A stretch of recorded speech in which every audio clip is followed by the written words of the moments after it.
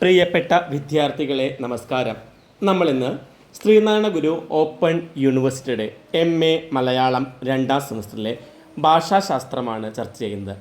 ഭാഷാശാസ്ത്രത്തിൽ ഭാഷാ പഠനം എന്ന പാഠഭാഗമാണ് നോക്കുന്നത്. ആദ്യമായി അർത്ഥവിജ്ഞാനം. അർത്ഥബോധം ഉണ്ടാക്കുന്ന ശാസ്ത്രത്തെയാണ് അർത്ഥവിജ്ഞാനം എന്ന് വിളിക്കുന്നത്. ഓരോ ശബ്ദത്തിനും സന്ദർഭത്തിനനുസരിച്ച് വ്യത്യസ്തമായ അർത്ഥങ്ങളാണ് ഉള്ളത്. ഉച്ചരിക്കുന്ന വ്യക്തിയുടെ സംസ്കാരത്തിനും മാനസിക വ്യാപാരത്തിനും മറ്റു സന്ദർഭങ്ങൾക്കും അനുസരിച്ച് അർത്ഥം നിർമ്മിക്കപ്പെടുന്നുണ്ട്. ഓരോ ശബ്ദത്തിനും സന്ദർഭത്തിനനുസരിച്ച് വ്യത്യസ്തമായ അർത്ഥങ്ങൾ ഉണ്ടാകുന്നു. അതുമാത്രമല്ല, ഉച്ചരിക്കുന്ന വ്യക്തിയുടെ സംസ്കാരത്തിനും മാനസിക വ്യാപാരത്തിനും മറ്റ് സന്ദർഭങ്ങൾക്കും അനുസരിച്ചാണ് അർത്ഥം നിർമ്മിക്കപ്പെടുന്നത്. ഇത്തരം സവിശേഷതകളെ വിശകലനം ചെയ്യുന്ന ഭാഷാശാസ്ത്ര ശാഖയാണ് അർത്ഥവിജ്ഞാനം. ഇവിടെ ശബ്ദവും അർത്ഥവും തമ്മിലുള്ള ബന്ധത്തെയാണ് വിശദീകരിക്കുന്നത്. ഭാഷയിലെ എല്ലാ ആർത്തിക മാത്രകൾക്കും ഒരേ മാതിരിയുള്ള അർത്ഥപ്രീതി ജനിപ്പിക്കാൻ കഴിവില്ല. ആർത്തിക മാത്രകളെ സ്വതന്ത്രാർത്ഥ രൂപങ്ങൾ എന്നും ആശ്രിത രൂപങ്ങൾ എന്നും രണ്ടായി വിഭജിക്കാവുന്നത്. സ്വതന്ത്രമായി പ്രയോഗിക്കുന്ന പദങ്ങൾ സ്വതന്ത്രാർത്ഥ രൂപങ്ങളും മറ്റൊരു സ്വതന്ത്ര രൂപത്തോട് ചേർത്ത് മാത്രം പ്രയോഗിക്കുന്ന പ്രത്യയങ്ങൾ ആശ്രിതാർത്ഥ രൂപങ്ങളുമാണ്. അർത്ഥവിചാരത്തിന് നിരവധി പ്രശ്നങ്ങളുണ്ട്. ഒന്നാമത്തേത്, ഒരു പദത്തിൻ്റെ അർത്ഥം മനസ്സിലാക്കാൻ നാം ആശ്രയിക്കുന്നത് നിഘണ്ടുവിനെയാണ്. എന്നാൽ നിഘണ്ടുവിൽ നൽകിയിരിക്കുന്ന അർത്ഥം വ്യത്യസ്തമായവയാണ്. ഉദാഹരണത്തിന്, കിടക്കുക, ശരീരത്തെ നീളത്തിലാക്കി തറയിലോ കട്ടിലിലോ മറ്റോ സ്ഥിതി ചെയ്യുക എന്ന അർത്ഥം. ആന, കരയിൽ ജീവിക്കുന്ന ഏറ്റവും വലിയ മൃഗം. പേന, മഷിമുക്കി എഴുതാനുള്ള ഉപകരണം. നിഘണ്ടുവിൽ അർത്ഥവിവരണത്തിന് സ്വീകരിക്കുന്ന പദ്ധതികളുടെ കുറവല്ല ഇത് സൂചിപ്പിക്കുന്നത്. പകരം അർത്ഥം എന്താണെന്ന് വിശദീകരിക്കാനുള്ള പ്രയാസത്തെയാണ് ഇത് കാണിക്കുന്നത്. അർത്ഥം എന്താണ് എന്ന് വിശദീകരിക്കാനുള്ള പ്രയാസത്തെ കാണിക്കുന്നതാണ് കിടക്കുക, ആന, പേന എന്നീ ഉദാഹരണങ്ങളിലൂടെ കാണിക്കുന്നത്. രണ്ടാമത്തേത്, പ്രയോക്താവിൻ്റെ വികാരമോ മനോഭാവമോ വീക്ഷണമോ ചില പദങ്ങളുടെ പ്രയോഗത്തിലുണ്ടാകും. പ്രയോക്താക്കളിൽ പലരും പല രീതിയിലാണ്, പല അർത്ഥങ്ങളിലാണ് ഇതിനെ പ്രയോഗിക്കുക. ഉദാഹരണത്തിന്, ആധുനികത, സ്ത്രീപക്ഷവാദം എന്നീ വാക്കുകൾ വ്യത്യസ്ത വിവക്ഷകൾ ഉള്ളപ്പോൾ അവയുടെ അർത്ഥം ഏതാണെന്ന് തീരുമാനിക്കൽ പ്രയാസമാണ്. മൂന്നാമത്തേത്, ഒരേ പദം വ്യത്യസ്ത സാഹചര്യങ്ങളിൽ വ്യത്യസ്ത വിവക്ഷകളോടെ പ്രയോഗിക്കപ്പെടുന്നു. ഉദാഹരണം, രാജു പറഞ്ഞതിൻ്റെ അർത്ഥം എനിക്ക് മനസ്സിലായില്ല, ഉദ്ദേശ്യമാണ്. മറ്റൊന്ന്, മനുവിന് ജോലി നഷ്ടപ്പെട്ടു എന്നതിനർത്ഥം അവൻ്റെ കുടുംബം കഷ്ടത്തിലായി എന്നാണ്, ഫലമാണ്. രാജുവില്ലാതെ തൻ്റെ ജീവിതത്തിന് ഒരർത്ഥവുമില്ലെന്ന് രാധക്ക് തോന്നി, ലക്ഷ്യമാണ്. അപ്പം അർത്ഥശാസ്ത്രം എന്ന ഗ്രന്ഥത്തിലെ അർത്ഥ എന്ന ശബ്ദം സമ്പത്ത് എന്ന അർത്ഥത്തിലും ഉപയോഗിക്കുന്നുണ്ട്. ഇങ്ങനെ ഒരേ ശബ്ദം വ്യത്യസ്ത അർത്ഥവിവക്ഷയോടെ സൂചിപ്പിക്കുമ്പോൾ യഥാർത്ഥ വിവക്ഷ എന്ത് എന്ന് ചോദ്യം ബാക്കിയാകും. നാലാമത്തേത്, സംജ്ഞാനാമങ്ങൾ, സർവനാമങ്ങൾ, വ്യാക്ഷേപകങ്ങൾ എന്നിവയുടെ അർത്ഥപരിഗണന മറ്റു പദങ്ങളുടേതിൽ നിന്ന് വ്യത്യസ്തമാണ്. സംജ്ഞാനാമങ്ങൾ, സർവനാമങ്ങൾ, വ്യാക്ഷേപകങ്ങൾ എന്നിവയുടെ അർത്ഥപരിഗണന മറ്റു പദങ്ങളിൽ നിന്ന് വ്യത്യസ്തമായാണ്. സംജ്ഞാനാമങ്ങളിൽ പലതിനും വാച്യാർത്ഥം ഉണ്ടെങ്കിലും പ്രയോഗത്തിൽ അർത്ഥപ്രസക്തിയില്ല. വ്യക്തികളെ തിരിച്ചറിയാനുള്ള അടയാളങ്ങൾ മാത്രമാണ്. ഉദാഹരണം, ദശമുഖൻ രാവണൻ, നാൻമുഖൻ ബ്രഹ്മാവ്, സുദർശനൻ വിഷ്ണു. സർവനാമങ്ങൾക്ക് 2 ധർമ്മങ്ങളുണ്ട്, ആദേശധർമ്മവും സൂചകധർമ്മവും. ഉദാഹരണം, നന്ദുവിൻ്റെ അനുജനാണ്, അവൻ്റെ പരാജയത്തിൽ ഏറെ സങ്കടം എന്ന വാക്യത്തിൽ അവൻ എന്ന പദം ആദേശധർമ്മവും ഇതാണ് ഞാൻ ഇന്നലെ വാങ്ങിയ വാച്ച് എന്നതിൽ സൂചകധർമ്മവും കാണിക്കുന്നു. ആക്ഷേപങ്ങൾ 2 തരത്തിലുണ്ട്. ഒന്ന്, സാധാരണ പദങ്ങളെ വ്യാക്ഷേപങ്ങളായി ഉപയോഗിക്കുന്നു. ഉദാഹരണം, കഷ്ടം, പാവം എന്നിങ്ങനെ. രണ്ടാമത്തേത്, അർത്ഥമില്ലാത്ത ചില ശബ്ദങ്ങളെയും വ്യാക്ഷേപങ്ങളായി ഉപയോഗിക്കാറുണ്ട്. ഉദാഹരണം, ചേ, അയ്യോ, നോ, അമ്പട എന്നിങ്ങനെയൊക്കെ. ആദ്യത്തേതിൽ വാച്യാർത്ഥവും രണ്ടാമത്തിൽ പ്രയോഗാർത്ഥവുമാണുള്ളത്. 5, ഭാഷയുടെ പ്രയോഗ സാഹചര്യം വെച്ച് നോക്കിയാൽ കുറച്ച് പദങ്ങൾക്ക് മാത്രമേ ഏകാർത്ഥമുള്ളൂ. മറ്റുള്ളവ സാഹചര്യം അനുസരിച്ച് മറ്റു പദങ്ങളോട് ചേരുമ്പോൾ അർത്ഥം മാറി വരുന്നതാണ്. ഉദാഹരണമായി അടിക്കുക എന്ന പദത്തിന് അർത്ഥം തല്ലുക എന്നതാണ്. കാറ്റടിക്കുക, കോപ്പിയടിക്കുക, മുറ്റമടിക്കുക, ചുറ്റിയടിക്കുക എന്നൊക്കെ പറയുമ്പോൾ അർത്ഥവ്യത്യാസം ഇവിടെ പ്രകടമാണ്. ഉദാഹരണമായിട്ട് ഒന്നുകൂടി പറയാം. അടിക്കുക എന്ന വാക്കിനർത്ഥം തല്ലുക എന്നതാണ്. അതേസമയം കാറ്റടിക്കുകയിൽ അടിക്കുകയുണ്ട്, കോപ്പിയടിക്കുക, മുറ്റമടിക്കുക, ചുറ്റിയടിക്കുക, ഇതിനൊക്കെ ആ അടിക്കുക എന്ന അർത്ഥവുമായിട്ട് ഒരു ബന്ധവുമില്ല. ഒരു അർത്ഥവ്യത്യാസമാണ് അവിടെയെല്ലാം കാണുന്നത്. ഇപ്പം സാഹചര്യം അനുസരിച്ച് അർത്ഥങ്ങൾ മാറുന്നു. 6 അർത്ഥത്തിനും യാഥാർത്ഥ്യത്തിനും തമ്മിലുള്ള ബന്ധം പ്രധാനമാണ്. അർത്ഥത്തിനും യാഥാർത്ഥ്യമുള്ള ബന്ധം. ഉദാഹരണം, മനസ്വിനി രചിച്ചത് ചങ്ങമ്പുഴയാണ്, മനസ്സിനി രചിച്ചത് സുഗതകുമാരിയാണ് എന്നീ വാക്യങ്ങൾ രണ്ടും ഘടനാപരമായും അർത്ഥപരമായും പൊരുത്തമുണ്ട്. എന്നാൽ രണ്ടാമത്തേത് യാഥാർത്ഥ്യമല്ല. മനസ്സിന് രചിച്ചത് ചങ്ങമ്പുഴയാണ്, നമുക്കറിയാം അല്ലേ, സുഗതകുമാരിയല്ല.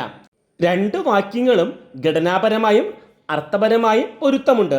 എന്നാൽ രണ്ടാമത്തെ വാക്യം യാഥാർത്ഥ്യമല്ല, മനസ്സിൽ രചിച്ചത് ചങ്ങമ്പുഴയാണ്, സുഗതകുമാരിയല്ല. ഉച്ചരിത ശബ്ദങ്ങളും അത് ഉൾക്കൊള്ളുന്ന ആശയങ്ങളും തമ്മിലുള്ള ബന്ധമാണ് അർത്ഥവിജ്ഞാനത്തിൻ്റെ പഠനമേഖല. അർത്ഥവിജ്ഞാനത്തിൻ്റെ പഠനമേഖല ഏതാണ്? ഉച്ചരിത ശബ്ദങ്ങളും അവ ഉൾക്കൊള്ളുന്ന ആശയങ്ങളും തമ്മിലുള്ള ബന്ധമാണ്. ശബ്ദത്തിൻ്റെ അർത്ഥം സാമൂഹിക വ്യവഹാരമനുസരിച്ചാണ് വ്യത്യാസപ്പെടുന്നത്. ഉച്ചാരണത്തിലുണ്ടാകുന്ന പരിവർത്തനം ശബ്ദത്തെയും അർത്ഥത്തെയും സാരമായി ബാധിക്കും. ഉച്ചാരണത്തിലുണ്ടാകുന്ന മാറ്റം ശബ്ദത്തെയും അർത്ഥത്തെയും ബാധിക്കുന്നുണ്ട്. അർത്ഥസങ്കോചം, അർത്ഥവികാസം, അർത്ഥോത്കർഷം, അർത്ഥാപകർഷം, അർത്ഥാദേശം, അർത്ഥസാമീപ്യം, ന്യൂനോക്തി, അലങ്കാരികോക്തി തുടങ്ങിയവയും അർത്ഥവിജ്ഞാനത്തിൻ്റെ പഠന മേഖലയാണ്. അർത്ഥവിജ്ഞാനത്തിൻ്റെ പഠന മേഖലകൾ ഏതെല്ലാമാണ്? അർത്ഥസങ്കോചം, അർത്ഥവികാസം, അർത്ഥോത്കർഷം, അർത്ഥാപകർഷം, അർത്ഥാദേശം, അർത്ഥസാമീപ്യം, ന്യൂനോക്തി, ആലങ്കാരികോക്തി തുടങ്ങിയവയെല്ലാം അർത്ഥവിജ്ഞാനത്തിൻ്റെ പഠന മേഖലയാണ്. അർത്ഥവിജ്ഞാനത്തിൻ്റെ ഒരു പ്രധാന വിഭാഗമാണ് വാക്യാർത്ഥ വിചാരം. മറ്റൊന്ന് വാക് സങ്കേതങ്ങളുടെ വ്യവഹാരിക പരിണാമവുമാണ്. വാക് സങ്കേതങ്ങളുടെ വ്യവഹാരിക പരിണാമം. പദവും അർത്ഥവും തമ്മിലുള്ള ബന്ധം പരിശോധിക്കുന്ന ഭാഷാശാസ്ത്ര മേഖലയാണ് അർത്ഥവിജ്ഞാനം. സംസ്കാരം, മാനസിക വ്യാപാരം തുടങ്ങിയ നിരവധി ഘടകങ്ങൾ ഒരു അർത്ഥത്തെ നിർമ്മിക്കുന്നവയാണ്. ഭാഷയിലെ പദങ്ങളും വാക്യങ്ങളും നൽകുന്ന അർത്ഥത്തെക്കുറിച്ചുള്ള അന്വേഷണമാണ് അർത്ഥവിജ്ഞാനം. മനനവാദത്തെ അടിസ്ഥാനമാക്കിയാണ് ഇന്ന് ഭാഷാർത്ഥം വ്യാഖ്യാനിക്കുന്നത്. മനനവാദക്കാർ 8 മൗലിക ധാരണകൾ വിവരിക്കുന്നുണ്ട്. 1 പര്യായത്വം. ഉദാഹരണം, അനാഥൻ, രക്ഷിതാക്കൾ ഇല്ലാത്തവൻ. 2 അന്തർഭാവം. ഉദാഹരണം, അവൾ സുമംഗലിയായി എന്നതിൽ അവൾ വിവാഹം കഴിച്ചു എന്നത് അന്തർഭവിക്കുന്നു. 3 അർത്ഥപ്പൊരുത്തമില്ലായ്മ. ഉദാഹരണം, അവൻ എൻ്റെ പുത്രനായതുകൊണ്ട് എൻ്റെ ശത്രുവാണ്. ഇതിൽ അർത്ഥപ്പൊരുത്തമില്ലായ്മ ഇവിടെ വ്യക്തമാണ്. 4 പുനരുക്തി. അർത്ഥബോധത്തിന് ആവശ്യമില്ലാത്ത പ്രസ്താവനകളാണ് പുനരുക്തി. ഉദാഹരണം, കണ്ണുകൊണ്ട് കണ്ടു. ഇവിടെ അർത്ഥബോധത്തിന് ആവശ്യമില്ലാത്ത പ്രസ്താവനകളാണ് പുനരുക്തി എന്നത്, കണ്ണുകൊണ്ട് കണ്ടു എന്നത്. വിരുദ്ധോക്തി. എല്ലാ കുട്ടികളും വികൃതികളാണ് എന്നതിനോട് അർത്ഥപരമായി വിരോധമുള്ളതാണ്. ഒരു കുട്ടിക്കും വികൃതി ഉണ്ടായിരിക്കില്ല എന്നത്. 6 പൂർവധാരണ. ഉദാഹരണം, വന്ദനയുടെ കൊലയാളി മനോരോഗിയാണ് എന്ന പ്രസ്താവനയിൽ വന്ദനയെ കൊന്നവൻ മാനസിക നില തെറ്റിയവനാണ് എന്ന പൂർവധാരണ അടങ്ങിയിരിക്കുന്നു. 7 നിഷേധ പൂർവധാരണ. പൂർവധാരണ നിഷേധവുമാകാം. ഉദാഹരണം, ബിനുവിനെ കണ്ടിരുന്നെങ്കിൽ പുസ്തകം വാങ്ങാമായിരുന്നു എന്നതിൽ ബിനുവിനെ കണ്ടില്ല എന്ന നിഷേധപൂർവ ധാരണ അടങ്ങിയിട്ടുണ്ട്. 8 അസംഭവ്യ പൂർവധാരണ. അസംഭവ്യമോ അസംബദ്ധമോ ആയ പൂർവധാരണയാണിത്. ഉദാഹരണം, ആളിക്കത്തിയ പുഴ കെട്ടടങ്ങിയത് മഴ പെയ്തപ്പോഴാണ്. അർത്ഥവിചാരത്തെക്കുറിച്ചുള്ള 3 സിദ്ധാന്തങ്ങൾ. അർത്ഥവിചാരത്തെക്കുറിച്ചുള്ള 3 സിദ്ധാന്തങ്ങളുണ്ട്. അവയൊന്നും സർവസമ്മതങ്ങളല്ല. 1. വിവക്ഷിതാർത്ഥ സിദ്ധാന്തം. യാതൊരു വസ്തുവിനെയാണോ ഭാഷാചിഹ്നം സൂചിപ്പിക്കുന്നത്, ആ വസ്തുവിനും ഭാഷാചിഹ്നത്തിനും തമ്മിലുള്ള ബന്ധത്തെയാണ് അർത്ഥമെന്ന് വിവക്ഷിതാർത്ഥ സിദ്ധാന്തം പറയുന്നു. ഏതൊരു വസ്തുവിനെയാണോ ഭാഷാചിഹ്നം സൂചിപ്പിക്കുന്നത്, ആ വസ്തുവിനും ഭാഷാചിഹ്നത്തിനും തമ്മിലുള്ള ബന്ധത്തിനെയാണ് അർത്ഥമെന്ന് പറയുന്നത്. എന്നാൽ എല്ലാ ഭാഷാചിഹ്നങ്ങൾക്കും സൂചകങ്ങൾ ഉണ്ടായിരിക്കുകയില്ല. രണ്ടാമത്തേത് ആശയബോധ സിദ്ധാന്തമാണ്. ആശയങ്ങൾക്കും അവയുടെ ബാഹ്യരൂപങ്ങളായ ഭാഷാചിഹ്നങ്ങൾക്കും തമ്മിലുള്ള ബന്ധത്തെയാണ് അർത്ഥമെന്ന് ആശയബോധ സിദ്ധാന്തം പറയുന്നു. ആശയങ്ങൾക്കും അവയുടെ ബാഹ്യരൂപങ്ങളായ ഭാഷാചിഹ്നങ്ങൾക്കും തമ്മിലുള്ള ബന്ധത്തെയാണ് അർത്ഥമെന്ന് ഈ സിദ്ധാന്തത്തിൽ പറയുന്നു. ഭാഷാചിഹ്നങ്ങൾ ഉപയോഗിക്കുമ്പോൾ അവയ്ക്ക് സമാന്തരമായ പ്രതിഫലനങ്ങൾ മനസ്സിലുണ്ടാകുന്നു എന്നതാണ് ഈ സിദ്ധാന്തത്തിൻ്റെ അടിസ്ഥാനം. അവൾ എന്ന സർവനാമ പ്രയോഗത്തിൽ സന്ദർഭഭേദമനുസരിച്ച് വിവിധ പ്രതിഫലനങ്ങളാണ് മനസ്സിലുണ്ടാവുക എന്നതിനാൽ ഭാഷാചിഹ്നം എല്ലായ്പ്പോഴും ഒരാളെ പറ്റിയുള്ള പ്രതിഫലനമാവില്ല മനസ്സിൽ കൊണ്ടുവരുന്നത്. മാനസിക പ്രക്രിയ സിദ്ധാന്തമാണ് മൂന്നാമത്തേത്. ഭാഷാർത്ഥത്തെ നിർവചിക്കാൻ മനഃശാസ്ത്ര തത്വങ്ങളെ അടിസ്ഥാനമാക്കുന്ന സിദ്ധാന്തമാണിത്. അപ്പോൾ ഇവിടെ ഭാഷാർത്ഥത്തെ നിർവചിക്കാൻ വേണ്ടി മനഃശാസ്ത്ര തത്വങ്ങളാണ് ഉപയോഗിക്കുന്നത്. ഭാഷാചിഹ്നം എന്ന ചോദനയ്ക്കും അത് ഉദ്ദീപിക്കുന്ന പ്രതിചേഷ്ടകൾക്കും തമ്മിലുള്ള ബന്ധമാണ് അർത്ഥം എന്നിവിടെ പറയുന്നു. ഭാഷാചിഹ്നം എന്ന ചോദനയ്ക്കും അത് ഉദ്ദീപിക്കുന്ന പ്രതിചേഷ്ടകൾക്കും തമ്മിലുള്ള ബന്ധമാണ് ഇവിടെ അർത്ഥം. മറ്റ് സിദ്ധാന്തങ്ങളെ അപേക്ഷിച്ച് കുറച്ച് വസ്തുനിഷ്ഠത ഈ സിദ്ധാന്തത്തിനുണ്ട്. എങ്കിലും എല്ലാ സങ്കീർണ പ്രശ്നങ്ങളും നേരിടാൻ ഈ സിദ്ധാന്തത്തിനും കഴിഞ്ഞിട്ടില്ല.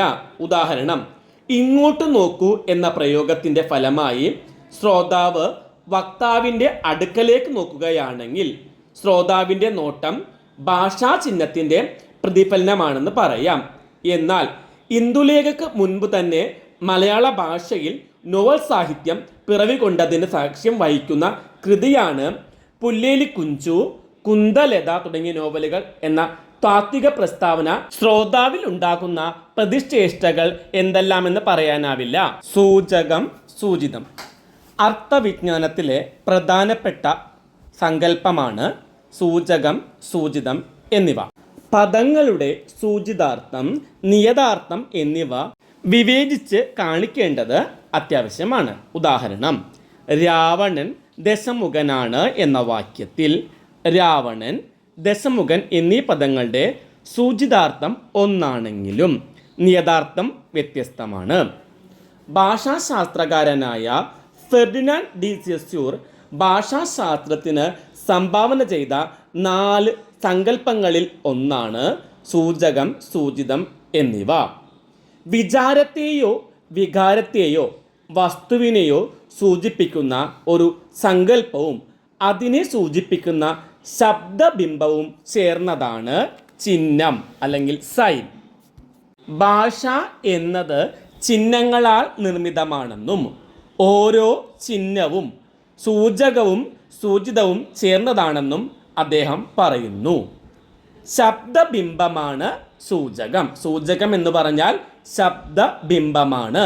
അതായത് തെങ്ങ് എന്ന് ഒരാൾ പറയുമ്പോൾ ഉണ്ടാകുന്ന ശബ്ദരൂപമാണ് സൂചകം എന്നത്. അത് അയാളിലുണ്ടാക്കുന്ന ആശയമാണ് സൂചിതം എന്നത്. മറ്റൊരു ഉദാഹരണം, മേശ എന്ന ചിഹ്നത്തിൽ മേശ എന്ന ശബ്ദം സൂചകവും അത് സൂചിപ്പിക്കുന്ന ആശയം സൂചിതവുമാണ്. ശബ്ദബിംബമാണ് സൂചകം അല്ലെങ്കിൽ സിഗ്നിഫയർ. സൂചിതം എന്നത് ആ ശബ്ദബിംബം ലക്ഷ്യം വെക്കുന്ന മാനസിക ആശയമാണ്. ഒരു ഭാഷാ സമൂഹത്തിലെ വ്യക്തികൾക്കുണ്ടാകുന്ന അർത്ഥബോധമാണ് സൂചിതം. മറ്റു വാക്കുകളുമായുള്ള വ്യത്യാസത്തിലാണ് ഒരു വാക്കിന് അർത്ഥം ലഭിക്കുന്നത് എന്ന് സിദ്ധാന്തിച്ചതാണ് സെസ്യൂർ ഭാഷാ പണ്ഡിറ്റ് നൽകിയ ഏറ്റവും വലിയ സംഭാവന. ഉദാഹരണമായി, വള എന്ന വാക്കും ആ സൂചിപ്പിക്കുന്ന വള എന്ന വസ്തുവും തമ്മിൽ അവിഭാജ്യ ബന്ധമില്ല. ശബ്ദതലത്തിൽ തള, തല തുടങ്ങിയ വാക്കുകളിൽ നിന്ന് അർത്ഥതലത്തിൽ മാല, മുക്കുത്തി, മോതിരം തുടങ്ങിയ വാക്കുകളിൽ നിന്നുമുള്ള വ്യത്യാസത്തിൽ നിന്നാണ് വള എന്ന ചിഹ്നത്തിന് അർത്ഥം കിട്ടുന്നത്. അർത്ഥ ത്രികോണം അല്ലെങ്കിൽ ത്രിഘടക ചിഹ്ന സങ്കല്പം. ഭാഷാപരമായ ചിഹ്നങ്ങൾ അവ പ്രതിനിധീകരിക്കുന്ന വസ്തുക്കളുമായി എങ്ങനെ ബന്ധപ്പെട്ടിരിക്കുന്നു എന്നതിൻ്റെ ഒരു മാതൃകയാണ് അർത്ഥ ത്രികോണം അഥവാ സെമിയോട്ടിക് ത്രികോണം എന്നത്. Charles K ഓഗ്ഡനും ഐ.എ. റിച്ചാർഡ്സും ചേർന്ന് പ്രസിദ്ധീകരിച്ച ദ മീനിങ് ഓഫ് മീനിങ് എന്ന പുസ്തകത്തിലാണ് ഈ ത്രികോണം അവതരിപ്പിച്ചത്. പുസ്തകത്തിൻ്റെ പേര് നോക്കുക, ദ മീനിങ് ഓഫ് മീനിങ്. ആരെല്ലാം ചേർന്നായിരുന്നു? Charles K ഓഗ്ഡാനും ഐ.എ. റിച്ചാർഡ്സും ചേർന്ന് 3 സിദ്ധാന്തങ്ങൾ ഈ പുസ്തകത്തിൽ അവർ അവതരിപ്പിക്കുന്നു. 1 അർത്ഥ സിദ്ധാന്തം, 2 നിർവചന സിദ്ധാന്തം, 3 ചിഹ്ന സിദ്ധാന്തം. വാക്കുകൾക്ക് കൃത്യമായ അല്ലെങ്കിൽ വ്യക്തമായ അർത്ഥമില്ലെങ്കിൽ അർത്ഥം സന്ദർഭത്തെ ആശ്രയിച്ചിരിക്കുന്നു എന്ന് അവർ സിദ്ധാന്തിച്ചു. ആശയം, ചിഹ്നം, സൂചിതം എന്നീ 3 ഘടകങ്ങളാണ് ഇതിലുള്ളത്. ഓഗ്ഡൻ റിച്ചാർഡ് ത്രികോണം പലപ്പോഴും ഈ ത്രിഘടക ചിഹ്ന ത്രികോണത്തെ വിളിക്കപ്പെടുന്നുണ്ടെങ്കിലും അതിൻ്റെ ചരിത്രം പരിശോധിച്ചാൽ ഈ ആശയം അതിനു മുൻപേ അവതരിപ്പിച്ചതാണ്. 1810 ബെർണാഡ് ബോൾസാനോ ഇത് അവതരിപ്പിക്കുന്നുണ്ട്. BC 4-ാം നൂറ്റാണ്ടിൽ അരിസ്റ്റോട്ടിലിൻ്റെ പെരിഹെർമിനിയാസിലും ഈ ത്രികോണം കണ്ടെത്താൻ കഴിയും. പ്രാചീന മധ്യകാല തത്വചിന്തകരെ, പ്രത്യേകിച്ച് യാഥാർത്ഥ്യവാദികളെയും നാമമാത്രവാദികളെയും ഭിന്നിപ്പിച്ച ഒരു ദാർശനിക സംവാദ പ്രശ്നവുമായി ഈ ത്രികോണം ബന്ധപ്പെട്ടിരിക്കുന്നു. അർത്ഥത്രികോണം വക്താവും ആശയവും തമ്മിലുള്ള ബന്ധത്തിൻ്റെ ലളിതമായ രൂപത്തെ വിഷയമായി വിവരിക്കുന്നു. ഭാഷാചിഹ്നമായ വാക്ക് ആശയം എന്ന മധ്യവർത്തിയിലൂടെ സൂചിതത്തോട് ബന്ധപ്പെട്ടിരിക്കുന്നു എന്നാണ് രേഖാചിത്രത്തിലൂടെ കാണിക്കുന്നത്. ചിഹ്നത്തിനും ആശയത്തിനും ആശയത്തിനും സൂചിതത്തിനും തമ്മിലും നേരിട്ട് ബന്ധമുണ്ട് എന്ന് കാണിക്കാനാണ് അവ നേർരേഖയിലൂടെ ബന്ധിപ്പിച്ചിരിക്കുന്നത്. ചിഹ്നത്തിനും സൂചിതത്തിനും തമ്മിൽ നേരിട്ട് ബന്ധമില്ല എന്ന് കുത്തുകൾ ഉപയോഗിച്ച് ഇടവിട്ട രേഖ കാണിക്കുന്നു. ആന എന്ന ശബ്ദം ചിഹ്നം അതിന് സമാനമായ ആശയം മനസ്സിൽ ഉണർത്തുന്നു. ഈ ആശയം ആന എന്ന വസ്തുവിനെ, സൂചിതത്തെ സൂചിപ്പിക്കുന്നു. 7 തരം അർത്ഥങ്ങൾ. അർത്ഥത്തെ സ്വഭാവമനുസരിച്ച് പലതരത്തിൽ വർഗീകരിക്കാം. ഏറ്റവും പ്രധാനപ്പെട്ടവ 7 എണ്ണമാണ്. ഒന്നാമത്തേത് വാച്യാർത്ഥം. ശബ്ദം ശ്രോതാവിൽ ജനിപ്പിക്കുന്ന അർത്ഥമാണ് വാച്യാർത്ഥം. ഒരു പദം കേൾക്കുമ്പോൾ നമ്മിൽ ഉണ്ടാക്കുന്ന അർത്ഥമാണ് വാച്യാർത്ഥം. അത് പ്രാഥമികമായ അർത്ഥം. കോശാർത്ഥം എന്നൊക്കെ ഇതിനർത്ഥം. ഭാരതീയ ആചാര്യന്മാർ അഭിധേയാർത്ഥം എന്ന് വിളിച്ചത് ഇതിനെയാണ്. ഒരു പദത്തിന് ഒരു വാച്യാർത്ഥമേ കൽപ്പിക്കാവൂ. ഒന്നിലധികം വാച്യാർത്ഥങ്ങളുള്ള ശബ്ദത്തെ ഭിന്ന രൂപങ്ങളായിട്ടാണ് കണക്കാക്കുന്നത്. ലാക്ഷണികാർത്ഥം ഭാരതീയ ദർശനത്താൽ അംഗീകരിച്ചിട്ടുള്ള ലക്ഷണ വ്യാപാരത്തിലൂടെ സിദ്ധിക്കുന്ന അർത്ഥമാണ് ലാക്ഷണികാർത്ഥം. അവനൊരു പുലിയാണ് എന്ന വാക്യത്തിൽ പുലി എന്ന പദം ലാക്ഷണികമായി സാർത്ഥകമാകൂ. മൂന്നാമത്തേത് വൈകാരിക അർത്ഥം. വക്താവിൻ്റെ വിചാരങ്ങളെയും മനോഭാവങ്ങളെയും സൂചിപ്പിക്കുന്ന പദങ്ങളാണ് വൈകാരികാർത്ഥം ഉള്ളവ. മോനെ എന്ന സംബോധനയിൽ അതിൻ്റെ വാമൊഴി രൂപമായ മകനെ എന്നതിനേക്കാൾ വാത്സല്യം കലർന്നിരിക്കും. എന്നാൽ ഈ സംബോധന മറ്റൊരു വൈകാരിക സന്ദർഭത്തിൽ വരുമ്പോൾ മറ്റൊരു മനോഭാവമായിരിക്കും പ്രദർശിപ്പിക്കുക. ഉദാഹരണം, നിന്റെ കളിയൊന്നും എന്നോട് നടക്കില്ല മോനെ. അവിടെ മോനെ എന്നിടത്ത് വാത്സല്യമല്ല ഉള്ളത്. നാലാമത്തേത് രീതി നിഷ്ഠാർത്ഥമാണ്. സാമൂഹിക സാഹചര്യങ്ങളുമായി ബന്ധപ്പെട്ടതാണ് ഈ രീതി. സാമൂഹിക സാഹചര്യങ്ങളുമായി ബന്ധപ്പെട്ട് വരുന്നവയാണിത്. ഓരോ ഉച്ചാരണവും പദവും പ്രയോഗവും ഏതേതു രീതിയിൽ പെടുന്നു എന്ന് നിർണയിക്കുന്ന ഒരു അളവുകോൽ ഏത് ഭാഷക്കും ഉണ്ട്. പുസ്തകച്ചുവ, ഔപചാരികത്വം, അനൗപചാരികത്വം, സാധാരണത്വം, ഗ്രാമ്യം എന്നിങ്ങനെ അവ വ്യത്യാസപ്പെടാം. പുസ്തകച്ചുവ, ഔപചാരികത്വം, അനൗപചാരികത്വം, സാധാരണത്വം, ഗ്രാമ്യം എന്നിങ്ങനെയൊക്കെ അവ വ്യത്യാസപ്പെടുന്നുണ്ട്. വ്യക്തി, സമുദായം, പ്രദേശം, കാലം, മേഖല, പദവി എന്നിങ്ങനെ പലതും രീതിയെ നിർണ്ണയിക്കുന്ന ഘടകങ്ങളാണ്. അപ്പോൾ രീതിയെ നിർണ്ണയിക്കുന്ന കുറേ ഘടകങ്ങളുണ്ട്. അത് ഏതെല്ലാമാണ്? വ്യക്തി, സമുദായം, പ്രദേശം, കാലം, മേഖല, പദവി എന്നിവ. ശിശു എന്നത് വരമൊഴിയാണ്. പൈതൽ എന്നത് കാവ്യത്തിലാണ് വരുന്നത്. പിള്ള എന്ന് പറയുന്നത് പ്രാദേശികമായിട്ട് വരുന്നതാണ്. കിടാവ് എന്നതും പ്രാദേശികമായിട്ട് ഉപയോഗിക്കുന്നതാണ്. ഇനി അഞ്ചാമത്തേത് സഹസംബന്ധാർത്ഥം. ചില പദങ്ങൾക്ക് മറ്റു പദങ്ങളുമായി ചേരുന്നതിന് എല്ലാ ഭാഷയിലും ചില നിയന്ത്രണങ്ങൾ ഉണ്ടായിരിക്കും. കുടിക്കുക ദ്രവപദാർത്ഥ സൂചകമാണ്. തിന്നുക ഘനപദാർത്ഥ സൂചകമാണ്. എന്നാൽ കഴിക്കുക എന്നതിൽ ഈ നിയന്ത്രണം ദൃഢമല്ല. ജ്യൂസ് കഴിക്കുക, ബിരിയാണി കഴിക്കുക എന്നിങ്ങനെ പ്രയോഗത്തിൽ മറ്റു പദങ്ങളുമായി ചേരുന്നതിനുള്ള നിയന്ത്രണങ്ങളിൽ നിന്നും ഉണ്ടാവുന്ന സവിശേഷ അർത്ഥമാണ് സഹസംബന്ധാർത്ഥം. തീപ്പെടുക, ചാവുക, മരിക്കുക, ജീവനൊടുക്കുക എന്നിവയുടെ സൂചിതാർത്ഥം ഒന്നാണെങ്കിലും അവ ഏത് സാഹചര്യങ്ങളിൽ ഏത് നാമപദങ്ങളോട് ചേർക്കണം എന്നതിന് വ്യവസ്ഥയുണ്ട്. ആറാമത്തേത് സാഹചര്യാർത്ഥം. സഹസംബന്ധിയായ അർത്ഥങ്ങൾക്ക് വൈകാരികവും നിർദ്ദിഷ്ടവുമായ അർത്ഥങ്ങളോട് സാധർമ്യങ്ങളുണ്ട്. അഭിതക്കപ്പുറത്തുള്ള ഇവയെ സാഹചര്യാർത്ഥങ്ങൾ എന്ന് പറയുന്നു. അഭിതക്ക് അപ്പുറത്തുള്ളവയാണ് ഇവയെ സാഹചര്യാർത്ഥങ്ങൾ എന്നാണ് വിളിക്കുന്നത്. നന്മ തിന്മകൾ, സന്തോഷ സന്താപം, സക്രിയ നിഷ്ക്രിയ, കഠിന മാർദ്ദവങ്ങൾ ഇങ്ങനെ 4 തരം മുഖ്യ മാനദണ്ഡങ്ങൾ അനുസരിച്ച് വാക്കുകളുടെ അർത്ഥത്തെ വ്യക്തിനിഷ്ഠമായി അളക്കാൻ ശ്രമിക്കുന്നു. ഏഴാമത്തേത് വ്യാകരണാർത്ഥമാണ്. രൂപിമങ്ങളെ സ്വതന്ത്രം, ആശ്രിതം എന്ന് രണ്ടായി വിഭജിച്ചിട്ടുള്ളതിൽ ആശ്രിത രൂപങ്ങൾക്ക് അർത്ഥം സ്വതന്ത്രമായിട്ടില്ല, വ്യാകരണാർത്ഥമേ ഉള്ളൂ. ആശ്രിത രൂപങ്ങളായിട്ടുള്ള അം, ഉടെ എന്നിവ സ്വതന്ത്രമായി പ്രയോഗിക്കുമ്പോൾ അർത്ഥമില്ലെങ്കിലും സ്വതന്ത്ര രൂപങ്ങളോട് ചേരുമ്പോൾ അർത്ഥം തെളിയുന്നു. ഉദാഹരണം മാലയുടെ, രാജനും, 4-ാം ദിനം.